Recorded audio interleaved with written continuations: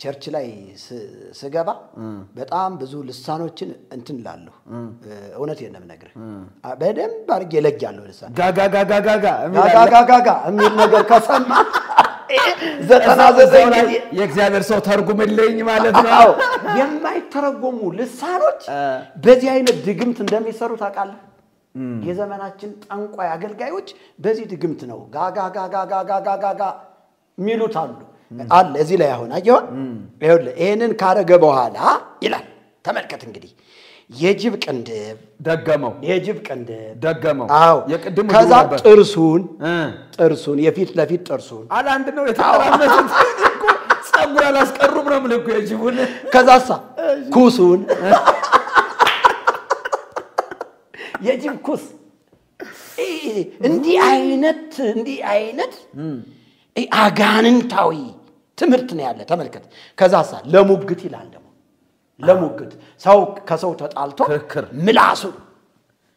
የጅብ ምላስ ሰፍተህ ያዝ ይላል ፍርድ ቤት ሄድ ያገሬ ሰው የጅብ ምላስ ተመልካቾቻችን እንዴው የጅብ ምላስ ሰፍታች መብረቅ ነው ይመታችሁ እግዚአብሔር ነው ይመታችሁ ጌታ ምስክር የተመታዩ ምላሱን ይዘህ ፍርድ ቤት ቅረብ ይላል ተመልከት የጅቡን ምላስ አው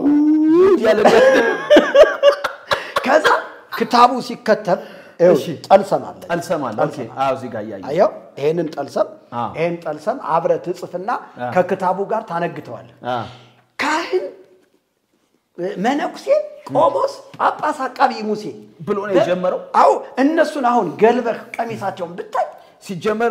የጀመረው እንደዛ አይደለ በካህናቱ በጳጳሳቱ በመናምን ብሎ ነው የጀመረው ደሞ የኛ መጽሐፍ አይደለም ይሉናል ድርሳነ ሰለሞን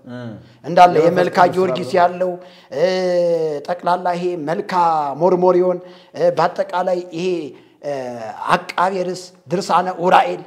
ድርሳነ ራሙኤል ድርሳነ ራጉኤል ድርሳነ አፍኒን ቱላዳን የሚባሉ መጽሐፍቶች በአጠቃላይ አርጋኖን የሚባሉ መጽሐፍቶች በአጠቃላይ ሰኔ ጎልጎታ መርበብተ ሰለሞን አቁያጻት ህልመ ዮሴፍ በአጠቃላይ እዚህ ውስጥ ተካተው የተጻፉ የኢትዮጵያ ኦርቶዶክስ ተዋህዶ ቤተክርስቲያን ጅላጅሎች የጻፉት መጽሐፍ ጌታዬ ምስክሬ ይሄንን ያዘ ነው ዛሬ ጥቂት አይመታም ሂድ ጦርነት ግባ እያለ ያገሬ ደም ከህፃን እስከ ትልቅ ህዝቡን በጦርነት እየማገደው ያለ የጅብን ትልያዘ ሄደ አው ስለዚህ እንዲህ አይነት መጽሐፍትን ድርሳነ ሰለሞን ብላ ሰለሞን ራሱ በዚህ ድርሳን ነው አጋንንትን ይገዛ የነበር ትለናለች ሰለሞን ራሱ በዚህ የጥንቆላ ሐሳብ ተስማምቶ እንደኖረ ንጉሱ ሰለሞን በዚህ የጥንቆላ ሐሳብ ተስማምቶ እንደኖረ ከዛሳ ይሄ በዚህ አይነት መልኩ ጠልሰሙ እየተጠለሰመ ያገሬ ገበሬ አነግቶት ምን ያለው አሁን ውስጡ ላይ እዚህ ውስጥ ምንም አታውቀው አይታወቅም አው የተንሻፈፈ የተጣመመ ጥርስ የሚመስል ዘንዶ የሚመስል እንትን ወፍ የሚመስል ምናምን የሚመስል ይልና ከዛ ገቢሩ ሹመት ለማግኘት ባለስልጣን ለመሆን እንትን ለመሆን ምናምን ለመሆን ይልና ገቢሩን እዚህ ላይ ያስቀምጠዋል ማለት ነው ምንድነው የሚለው ገቢሩ ይሄንን ድግምቱን ደግመህ ከጨረስክ በኋላ ይላል ይዘገንናል ጉጉት የምትባል አሞራለች እሷም መብላት ነው ይላል አይ መረቋንም መጠጣት ነው ይላል እቺ ጉጉት በነገራችን ላይ እቺ ጉጉት የምትባለው አሞራ ሰው የምትመስል እሷ ይኸውልህ ለሀብት ትበላለች ለትምህርት ለውቀት ተብላ ትበላለች ከዛ በኋላ በቃ ይሄ ሰውዬ በቃ ኃይለኛ ወደ ተለያዩ አራዊቶች የመቀየር ሁሉ እንትን እስከሚል አንዳንድ ሰዎች ወደ ጅብ ተቀየሩ ሲባል እንሰማለን እውነት እኮ ነው አይደል አዎ ለምምዱ እስከዛ ድረስ ነው የሚያደርሰው አሁን መጽሐፍ ቅዱስ ጳውሎስ ሲነግረን እኔ ክርስቶስን እንደምመስል እናንተ ምንም ምሳሌ ይሄ ማለት እኮ ለምምዳችን ወይም ደግሞ መንፈሳዊ ነገራችን እያደገ ሲሄድ ይሄ የመለወጥ ብቃት መንፈሳዊ ብቃት እንደወረሰንን የተቆጣጠረን ነገር ነው ምን መስለው ስለዚህ እነሱም በመንፈሳዊ ዓለም ውስጥ በእንደዚህ አይነት አጋንንታዊ አሰራር እየተለማመዱ ከድግምቱ ጋር በጣም እየተወራረሱ ሲሄዱ አጋንንቱን መስለው የመገለጥ ወይም ደግሞ ያንን የሚጠሩትን ነገር መምሰል እንደሚችሉ ነው የሚነግረን ከዛ በኋላ በሰባቱ ቀለማት ወይም በወርቅ ቀለም ጽፈህ ከተቀጽላዎች ጋራ ይሄንን በንቅሳት መልኩ ብታደርግ ይላል እንዳይታይ አሁን ዘመናዊ እየዘመነ እየመጣ ነው ጥንቆላ እየዘመነ ሲመጣ በውስጥ በማይታይ ብልት ውስጥ ወይም በዚህ ውስጥ ወይም በዚህ ውስጥ ወይም በጀርባ በኩል ይነቀሳል ችግሩ ምንድነው የጅቡን ምላስ እንዴት ይነቀሰዋል ነው ችግሩ የጅቡን እግር እንዴት ይነቀሰዋል ነው እንጂ ይሄኛው አሁን ይነቀሰዋል ለምሳሌ በጅብ ቆዳ የሚጻፋል ቀለሙ ይሄ በድግምቱ በጅብ ቆዳ ነው የሚጻፈው ቆዳው ይወጣና ከዛ በኋላ የጅቡን ቆዳ ያሳረሩትና ከዛ በኋላ ያንን ራሪውን ከሰል ሲሆን ያን ይነቀሱበታል ማለት ነው ያ ለመፍትሄ ሀብት ወሲመት ነው የሚለው ከዛ ነጭ ስንዴ ባልባለቀች ሴት ልጅ አገረድ አስፈጭተህ አስማቱን ከነጠልሰሙ በሰባቱ ቀለማት ወይም በነድ ቀለም ወይም በወርቅ ቀለም በጫት በዝግባ በመናም በጣም ብዙ ነው የማይነገራለ ይሄንን ደግመህ ይላል ተነቀሰው ይለና ከዛ በኋላ ደግሞ አጋንንትን ለማስወጣት ትፈልጋለህ ይላል አጋንንትን ለማስወጣት ደግሞ ይላል አሁንም ልጅ አገረድ ወይም ደግሞ ላቅመ ሔዋን ያልደረሰ ሴት ወይም ደግሞ ያላገባ ወንድ ይላል ያላገባ ወንድ የቀዳው ውሃ ያንን ደግመህበት በዛ ድግምቱን እየደገምክ ማጥመቅ ነው ይላል እነዚህ አጥማቂዎች አሁን በማርያም ስም በአርሴማ ስም በሚካኤል ስም የሚሉት 100% አሁን እነሱ በጣም ዘመናዊ አድርገው ይሄንን የጅቡን አካል ደግመውበት ምን ብለውበት እነሱ አሁን እኔ እንዴው እድሉ ባገኝና እነዚህ በአርሴማ ስም በምናምን ስም ይያሉ አጋንንት እናወጣለን የሚሉ ልብሳቸውን ነበር ገልጠው ማየት ይሄን የጅብ ቆዳ ተሸክሟል በጀርባቸው ያልተሸከሙት ማለት ዲያቆንና ያልተነቀሱት ነገር የለም እግዚአብሔር ምስክር አይደል አዎ እኔ ስለማውቀው እኮ ምን ነገር እኮ ስለማውቀው ያለፍኩበት ነገር ጀርባቸው ቀሚሳቸውን ገለጥ አድርገው ያየው ስለዚህ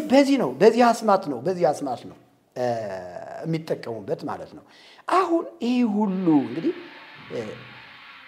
ይሄ ሁሉ ኮተት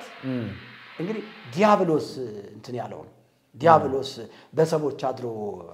ያጻፈው የደረሰው ደራሲው ያው እንግዲህ ዲያብሎስ ነው ሰቦችን ተጠቅሞ እንዲህ አይነት መጽሐፍቶችን ጽፏል ማለት ነው ስለዚህ የተክለ ሃይማኖትንም ጉዳይ ስታይ ከዚህ ጋር ልታገናኘው እኮ ትችላለህ ምዕራፍ 51 ይሁን ምዕራፍ ምናምን ላይ ይሁን እንደው ትንሽ እኮ ካጋንንት ጋር እኮ ግንኙነት ፈጽሟል ከዚህ እንደው ትንሽ እሱን 51 ቀደም ስለተናገርኩኝ ትንሽ ሰዓታችን እየሄደ ቢሆንም ትንሽ ግን ማንሳቱ ተገቢ ነው ያስባለሁ ጉደኛ ነው መቼስ ይገድል ያንዳንዱ ነገር ብናየው እድሜ ልካችንን ስንስቅበት ስንዘባበትበት መኖር እንችላለን ምክንያቱም በዚህ ቃል ካልተዘባበትክ በዚህ መጽሐፍ በምንም አትዘባበትም እኛ ሌላ መዘባበቻ የለም ሌላ መቀለጃ የለም ይሄ ራሳቸው ናቸው እኛ ከእግዚአብሔር ቃልነት ጋር ማሄደው እሺ ምዕራፍ 51 አቤት ደሞስ ይገርመኛል በጣም ፈገግ ያሰኘኝ ነገር ቢኖር ምዕራፍ 51 ነውና ቁጥር 1 እንደዚህ ይላል ከዚህ በኋላ አባታችን ተክለ ሃይማኖት በየሀገሩ ሲመላለስ አንድ ቀን አለ አጥለኝም በባህር ዳር ተቀምጦ ሳለ ሰይጣን ዛሩ ለምንድን ነው በባህር ዳር የተቀመጠው አሁን አድማጭ ተመልካቾቻችን ይችን እንዲያሰምሩባት ፈልገው በባህር የተቀመጠው ለምንድነው ተክለ ሃይማኖት በባህር ዳር የተቀመጠው አሁን አንዳንድ ደባትራኖች አጋንንትን ለማሳብ በቀጥታ ባህር ጋር ይሄዳሉ ወይም ጫካ ይሄዳሉ የባህሩን ጋኔን ነው አንተ ወይም መቃብር ቤት አየው መቃብር ቤት የሚሳባለ ባህር ዳር የሚሳባለ ጫካ ውስጥ የሚሳባለ እንደገናም ደግሞ ምድረበዳ ላይ የሚሳባለ አየው ስለዚህ ያንን መሳብ ለመሳብ ነው ሄደ ማለት ነው ይሄን እንዲያሰምሩበት በፈልጋል እሺ ከዛ በኋላ ዛሩ ከባህሩ ውስጥ ወጣ ይላል ዛሩ ተክለ ሃይማኖት ሄዶ ወደ ባህር አጠገብ እየተመላለሰ ነው ከዛ ሰይጣኑ ወይም ደግሞ ዛሩ ከባህሩ ውስጥ ወጣ ይላል እሺ ሰይጣኑ ወጣው ሰይጣኑ ይላል ሰይጣን አይደለም ብለውናል ሰይጣኑ ነው የሚለው እዚህ ላይ እዚህ ይኸውልህ ሰይጣን አለ ዛሩ አለ ከባህሩ ውስጥ ወጣ ይላል ሰይጣኑ የአባታችንን ደቀ መዝሙር ያዘው የተክለ ሃይማኖትን ተማሪ ማለት ነው ተማሪ ያዘው አንተ ርኩስ መንፈስ ከልጄ ውጣ እያለ በመስቀል ምልክት እኔ እኮ የሚገርመኝ አጋንንቶች ይወጡ የነበር በማን ስም ነው በክርስቶስ አጋንንትን በምን የታወጣላችሁ አሁን ተክለ ሃይማኖት አገልጋይ እንዳልሆነ እዚህ ጋር ውድቅ ማድረግ እንችላለን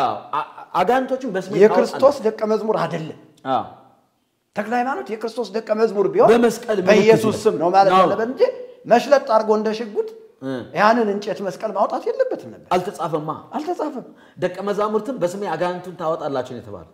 ከዛም በስሙ ነው በክርስቶስ ኢየሱስ ስም ይያለ ጳውሎስ በሐዋርያት ሥራ እነ ጴጥሮስ በኢየሱስ ስም ይያለ የሐዋርያት ሥራ ምዕራፍ 16 ላይ ያቺ ሟርተኛ ሴት መጣች ሐዋርያት ሥራ ስታነበኝ ነው መንፈሱን ገሰጸው በጌታ በኢየሱስ ስም ልቀቃውና ውጣን አያ አሁን ተክለ ሃይማኖት ጻድቅ ነው ለሚሉን ሰዎች ተክለ ሃይማኖት የክርስቶስ ደቀ መዝሙር ነው ለሚሉን ሰዎች መጽሐፍ ቅዱስን ሰበከ የሚል ገድሉ ላይ አላገኘንም በኢየሱስ ስም አጋንንትን አወጣ የሚል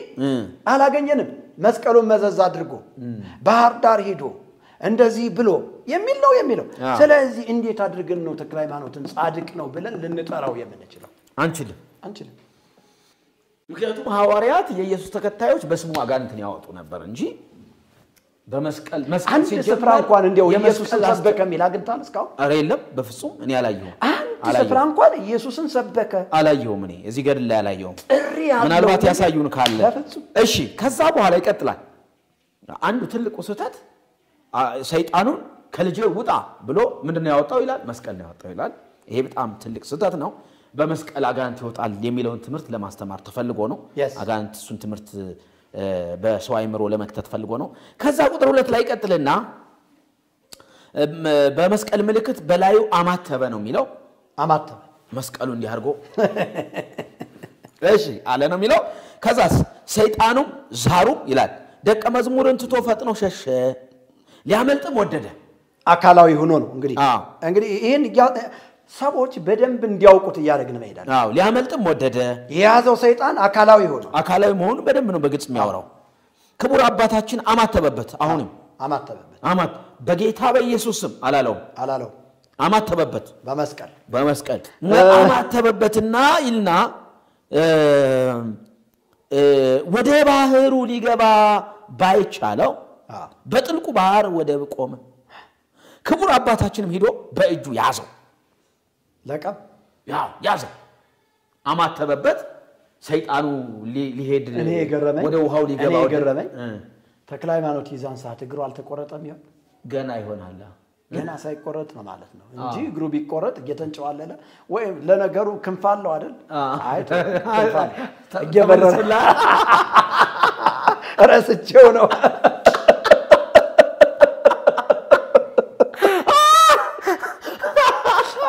አሰብኩለት እየተንጨዋለለ ነው ማለት እግሩ ወይስ ብዬ ነበር ከዛ ለካ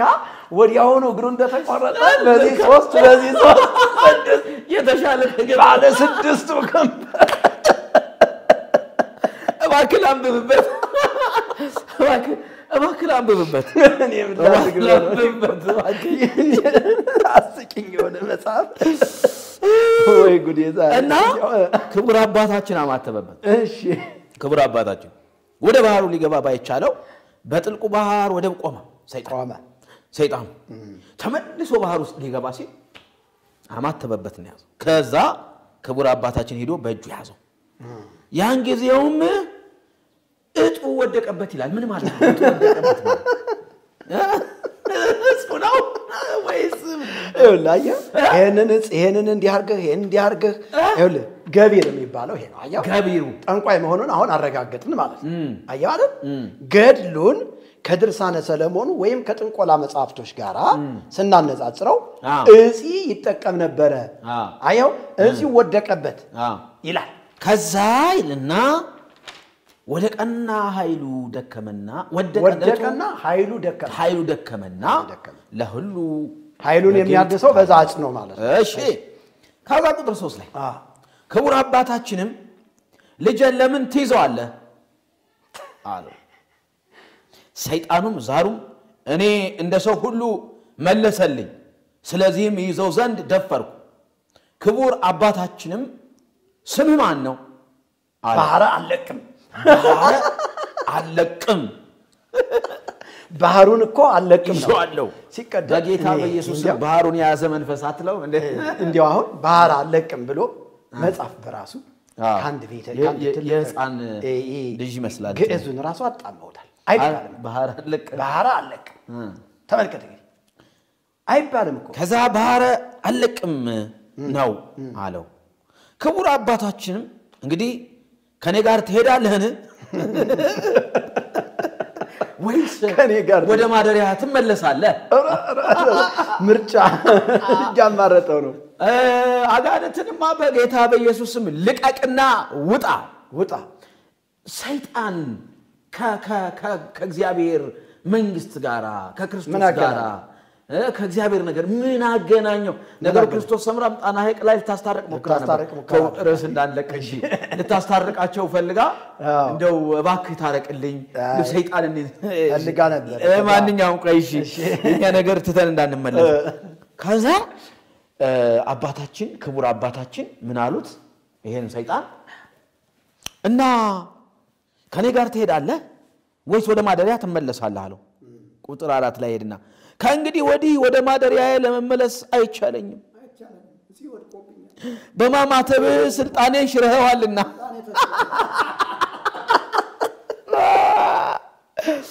አባታችን ተክለ ሃይማኖትም ወስዶ ገዝሮ ወደ ፍጹም ክርስቲያንነት አገባው ገዝሮ ይሄ ምን የማይባል ነገር አሁን እንዴ ሰይጣን ተገዝሮ አገባው ፍጹም ክርስቲያን ሆነ ፍጹም ክርስቲያንነት ስሙንም እግዚ ክርስቶስ ሐሬዮ ብሎ ክርስቶስ መረጠው ክርስቶስ ሐሬዮ የመረጠ ክርስቶስ የመረጠው ሰይጣን ክርስቶስ የመረጠው መነኩሴ ኢየሱስ አሁን ምን እንበለው ስሙ የእግዚአብሔር ልጅ ኢየሱስ የዲያብሎስን ሥራ ሊያፈርስ ተገለጠ አሜን የዲያብሎስን ሥራ ሊያፈርስ ተገልጦ እያለ ዲያብሎስን ተቃወሙት እርሱም ከናንተ ይሸሻል ወደ እግዚአብሔር ቅረቡ እግዚአብሔር ወደ እናንተ ይቀርባል እኛ እባብና ጊንጡን ተረግጡ ዘንድ በጠላት ሁሉ ላይ ስልጣን ሰጥቻለሁ ሮሜ ደግሞ ጳውሎስ ምን አለ እግዚአብሔር ሰይጣንን ፈጥኖ ከእግራችሁ በታች ይቀጠቅጠዋል የተጻፈለት ለሰይጣን ይሄ ነው ለሰይጣን የተጻፈለት እንዴው ክቡር አባታችን ምን ያህል ርራሄ ቢኖራቸው ነው ሰይጣንን ይዘው ለዚህ ነው አገሩን ሰይጣን በሰይጣን አርገው ብለሄዱ አራብተው እንዲዋለድ ያለው ወይኔ ለዚህ ነው ሰይጣን ምድሩን አቆጫለችው ምድሪቱ ድሮ ክርስቲያን ደሴት ሀገር እግዚአብሔር ተብላ ዛሬ ሰይጣን በጣም ይመስላል እና ከዛ ስሙን ክርስቶስ ሐሬዮ ብሎ ጠራውና ከዛ በኋላ ቁጥር 5 ክቡር አባታችንን ሲያገለግለው ኖረ ከጥቂትም ቀን በኋላ የምንኩስናውን ልብስ አልብሶ ወደ አባቱ አገባ ምንኩስና ከጥንቆላ ጋር ይገናኛል ማለት ነው ምንኩስና ከጥንቆላ ጋር ይገናኛል ማለት ብዙ ጊዜ ይሄው ማስረጃው ተጠቀሙ እዩት ገጽ 178 ላይ ምዕራፍ 51 ቁጥር 5 እና ማለት ማንበብ ከፈለጉ ብዬ ነው ምዕራፉን ልብሱን ካለበሰ በኋላ በቅንነት ገዳማውያንን ሲያገለግል እንደኖረ ከዛም ደግሞ ከሞተ በኋላ ያገልግሎት ዘመኑን ጨርሶ ከሞተ በኋላ ገነት መንግስተ ሰማያትን እንደወረሰ ነው አይደል ነገር አዎ ከዛ ይቺው ደብረ አሰቦ ናት የሰይጣን የመነኮሰበት ደብረ አሰቦ ይታ ሰይጣን የመነኮሰበት ደብረ አሰቦ የምትባል የተክለ ሃይማኖት እንትን ያላት ቆረቆራት እሺ ለማንኛውም ያቺ ሀገር ምንኛ ዛሬ ያለችበት ሁኔታ ባቀው ሰይጣን እሺ ሞቶ መንግስተ ሰማያት እስኪገባ ድረስ አቤቱ እግዚአብሔር ሆይ ለምድራችን ምህረት አድርግ ሰይጣን መነኮሰ መንግስተ ሰማያት ገባ ተባላችሁ ሰይጣን መነኮሰ መንግስቱን ወረሰ አቤት መንግስተ ሰማያት እስኪገባ ድረስ በተረፈው ዘመን ሁሉ መነኮሳቱን ደስ የሚያሰኝ ደስ የሚያሰኝ እግዚአብሔርን የሚወድ ሆነ። አይ ሰይጣን አንተ ይሄኛው ሰይጣን የታደለ ሰይጣን ነው እንዴ? የታደለ ሰይጣን እንግዲህ በእውነት በዚህ መጽሐፍ ካልተዘባበትንበት በምንም ልንዘባበት አንችልም። መዘባበቻ ነው። እስኪ እንግዲህ ተጨማሪ ሐሳብ ነው እስኪ እንደው ይሄ ጉደኛ እኔ እንጃ ይሄ አሁን እውነት እስኪ ሲጀምር ቅድም ትንሽ ተናግረናል እዚህ ቁጥር አንድ ላይ ቅድም በራሱ የተክላይማ ባህር አካባቢ መመላለሱ በጣም ሊሰመርበት የሚገባ ጉዳይ እንደሆነ አንስታል። ሌላው አጋንንቶች የሚወጡት በመስቀል በማማተብ ወይስ በኢየሱስ የሚለው ቅድም ተናግረናል አይደለ? በማን ነው ብለናል? በኢየሱስ የሚወጡት ብለናል። ሌላው እዚህ ጋር ሰይጣን መንፈስ አይደል እንዴ? ያው በባለፈውም አንድ ቪዲዮ ላይ የሆነ ሐሳብ አንስተን ነበር። ስጋ ለባሽ መናፍስቶች እንዳሉ ብለው ያምናሉ። ድርሳነ ሚካኤልም እኮ እነዚህ መላእክተ ጽልመት ተብለው ከዲያብሎስ ጋር ከሳጥናኤል ጋር የተወረወሩ መላእክቶች ወርደው ከሰው ልጆች ጋር ተጋብተው እንደሚኖሩ ድርሳነ ሚካኤል ላይ ተጽፏል። ስለዚህ ይሄ ንጉሥ ሰሎሞንም 700 ልቡሳነ ስጋ አጋንንቶች እንደ ባሪያ የሚገዛቸው እንደነበሩ በባለፈው ቪዲዮ ላይ ሰርተን ነበር። ይሄ ሕማማተ መስቀል የሚባለው መጽሐፍ። ስለዚህ ሰይጣን መንፈስ ነው። ሰይጣን መንፈስ ሆኖ እያለ ግን ስጋ ለባሽ እንደሆነ በባህር ውስጥ እንደሚኖር በዓለም ውስጥ እንደሚኖር በእጽ ተሰውሮ እንደሚኖር ቤተክርስቲያኒቱ ታምናለች። ክርስቲያንም መሆን እንደሚችል ተጠምቆ ተገርዞ ክርስቲያን መሐመድም ያምናሉ። ጓደኛችን ነው ወንድማችን ነው ጂኒ ወንድማችን ነው ብለዋል እነዛ። ስለዚህ እኔ ወድጄ እኮ አይደለም ያንን በማር የተለወሰ መልስ ስጽፈው የአንድ ሳንቲም ሁለት ገጽታዎች ያልኩት ማለት ነው። መንፈሳቸው አንድ ነው ወንድሜ። ለምን መሰለ አሁን በባለፈው እኔን እንገልሃለን የሚለው ትውልድ አሁን ከእስልምና አንድ ወንድም ወጥቶ እፎይ ነው ምናምን የሚባል ወንድም ወጥቶ ከዛ ጠቅላላ በእስልምና እምነት ተከታይ ያሉ ታላላቅ ኡስታዝ የሚባሉት በቃ እንገልሃለን በቃ እናስወግደዋለን። እኔ እውነቴን ነው በጣም ነው ማዝነው። ይቺ ምድር እንዲህ አይነት ሰዎችን ያበቀለች። አንዱ ደግሞ እንዲያውም ቲክቶክ ላይ አቅርቤው ነበር። አንዱ ደግሞ ኦርቶዶክስንና ጴንጤን እንጨርሳለን ኢንሻአላህ ወላሂ እንጨርሳለን። በቃ እነዚህ ቁምሬሳዎች ናቸው። ይሁዳን እንዋጋለን ተነሱ ያለ የሆነ ጸብ አጫሪ የሆኑ መልእክቶችን ሲያስተላልፍ አይተነዋል አደባባይ ላይ። ነገር ግን እኔ ምን ለማለት ፈልጌ መሰለ እዛ ጋር እነሱን ገላለን ብለው ሲነሱ እነዚህኞች ደግሞ የሱ ሃይማኖት ተከታይ ስለሆነላቸው እሱን ከነካችሁ እኛ ደግሞ እንነሳለን ብለው ኃይላቸውን አሳዩ። እና እነሱ ጻድቅ ናቸው ወይ እነሱ ትክክለኛ እምነት ነው ወይ ያላቸው ብለ ደግሞ ስትተቻቸው ደግሞ እኔን እንገላለን ሲሉ ነበር። እናርዳለን ደምህን እንጠጣዋለን አንተን ገለን ሲኦል እንገባለን ሲሉ የነበሩ ሰዎች ናቸው። ስለዚህ ክርስቶስ የሌለው ሁሉ በሞት ውስጥ ነው፣ በኩነኔ ውስጥ ነው፣ በፍርድ ውስጥ ነው፣ በጨለማ ውስጥ ነው ያለው። መጽሐፍ ቅዱስ የእግዚአብሔር ቃል ሲናገር ወንድሙን የሚጠላ ነፍሰ ገዳይ ነው ይላል። አይደለም መግደል ወንድምህን ከጠላህ አንተ ነፍሰ ገዳይ ነህ እያለ ነው መጽሐፍ ቅዱስ። በዚህ በምሳሌ 12 ቁጥር 10 ላይ ገብተህ ስታነብ ጻድቅ ሰው ለእንስሳው ነፍስ ይራራል ያጣን ምሕረት ግን ጨካኝ ነው። ከእንደዚህ የሁለቱ የእምነት ተከታዮች አስተማሪዎች ያየ ነው ገዳይነትን ነው አክራሪነትን ነው ጥላቻን ነው ያየ ነው። ስለዚህ እኔ በዚህ አጋጣሚ እኔ እፎይ የሚባል ወንድም ከእስራት ወጥቶ ወደ እስራት ነው የገባው። መጀመሪያ እስራት ውስጥ ነበር ያለው ከእስራት ወጥቶ ወደ ዋናው እስራት ነው የገባው። ስለዚህ መፈታት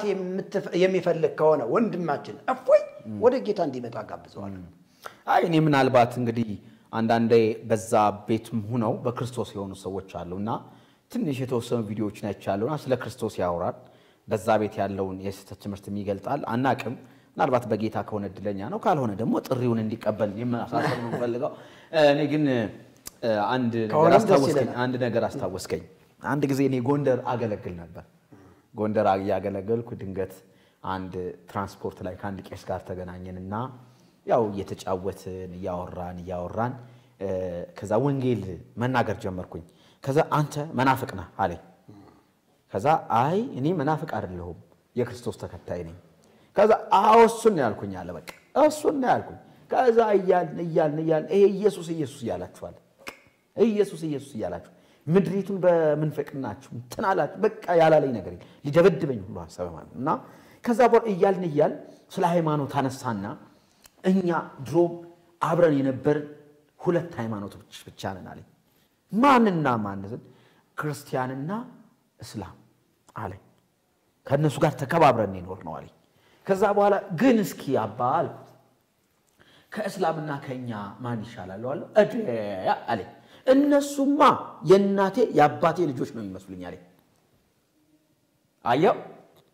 ያናቴ የአባቴ ልጆች ናቸው የሚመስሉኝ አለኝ። የመንፈስ አንድነት እንዳላቸው እና እኔ ከዛ በኋላ እንደው እስልምና ኢየሱስን ነብይ ነው ፍጡር ነው ተራ ሰው ነው ብለው ያምናሉ። እኛ ግን ከኃጢአት ሄዳንበት ጌታ ነው መድኃኒት ነው አምላክ ነው ብለን እናምናለን። እንዴት እነሱ አያያያይ ተውኛል። መንፈሱ ምን ያህል እንደሚዋሃድ ነው መንፈሱ አንድ መሆኑን መረዳት እንዳላቸው በርሳቸው የሚቃወሙበት መንገድ ብዙ ቢሆንም ነገር ግን መንፈሳቸው ህብረት ያደርጋል። እንዴው በተጨማሪ ልናገረው መፈልገው ሃይማኖተኝነት አያድንም የሚያድነው አንድ ጌታ ነው። አንድ ጌታ እስላም ውስጥ ሆናችሁ በጌታ መሆን ትችላላችሁ። ኦርቶዶክስ ውስጥ በጌታ መሆን ትችላላችሁ። ኦርቶዶክስነት በራሱ ኦርቶዶክስነት ውስጥ መኖር በራሱ ኮነኔ ፍርድ የለውም። በክርስቶስ ኢየሱስ ማመን ነው። ወደ ወንጌላውያን አማኞች መምጣት እኔ ዛሬ ጀምሬ ጴንጤ ሆኛለሁ ብሎ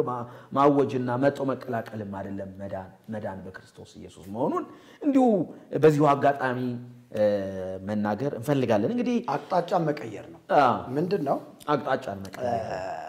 በዚህ ሐሳብ ላይ እንዲሁ አጽንኦት ሰጥቼ ባልፍ ብዬ የማስበው ነገር ለአድማጮቻችን መናገር ፈልጋለሁ። ምንድነው ብዙ ጊዜ አሁን እኛ ቲክቶክ ላይ ወይም ደግሞ ጽዮን ቲቪ ኢትዮጵያ የሚለው ዩቲዩብ ቻናል ላይ ስናገለግል ሃይማኖት ምንድነው ይሉኛል። እኔ ሃይማኖቴ ክርስቶስ ነው ብላችሁ በመጀመሪያ ደረጃ ሃይማኖት ማለት ምን ማለት ነው እላችኋለሁ። ሃይማኖት የሚባለው ነገር በቃ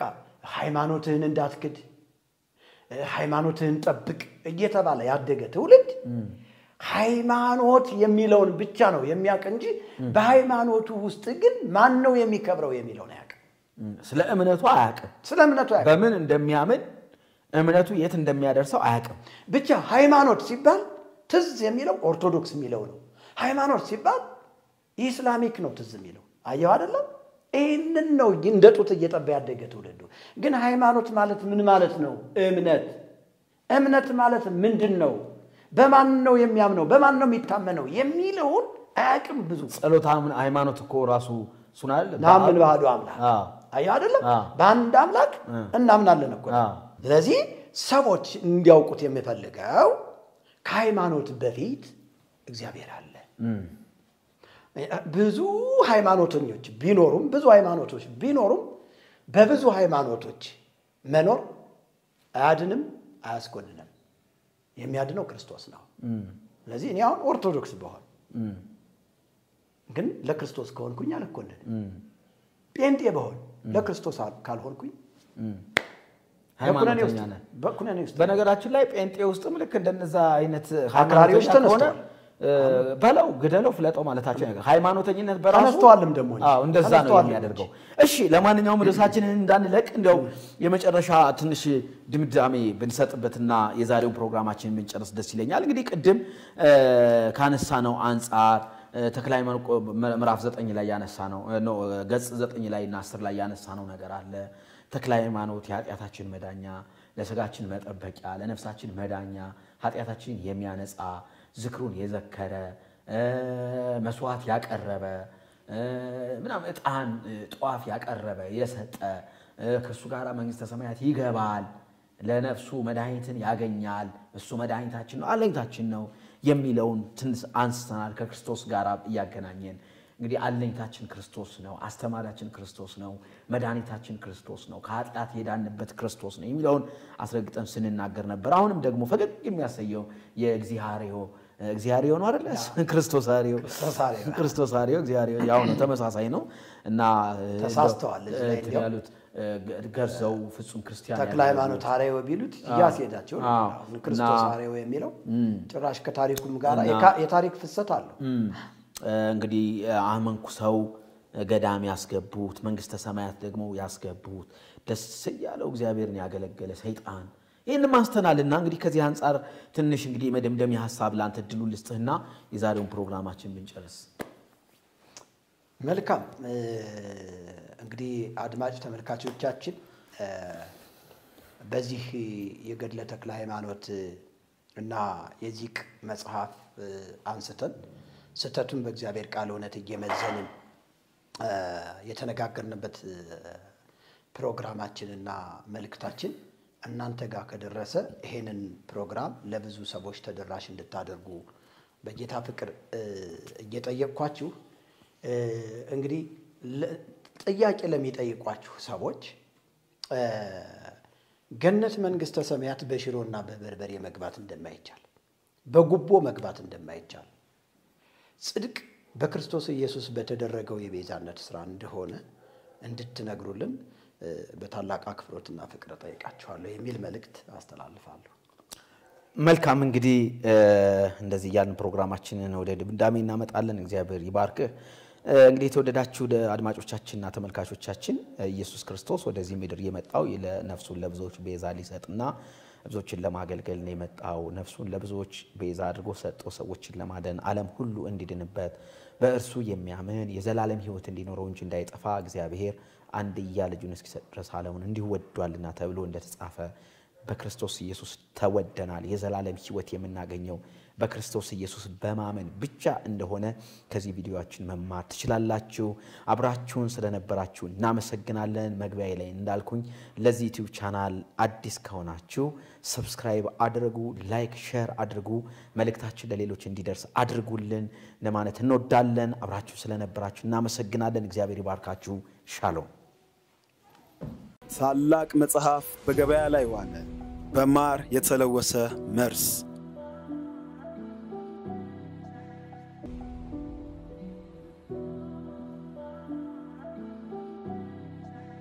በ280 ገጽና በ12 ምዕራፎች ተከሽኖ የቀረበ ድንቅ መጽሐፍ በመርጌታ ሚስጥሩ መዝገቡ የተጻፈው በማር የተለወሰ መርስ የሚል ርዕስ የተሰጠው ይህ መጽሐፍ የመናፍስቱን አሰራርና ወደ ጽድቅ መንገድ እንዴት መሄድ እንዳለብን ጥረት ባለና በግሩም ቋንቋ የሚነግረንን ይሄንን መጽሐፍ በእጅ ማስገባት አንድም ለዕውቀት አንድም ለመዳን ዋና ቁልፍ ስለሆነ እንዳያመልጦ በማር የተለወሰ መርስ ሁሉም ሰው ሊያነበው የሚገባ ድንቅ መጽሐፍ በገበያ ላይ ዋለ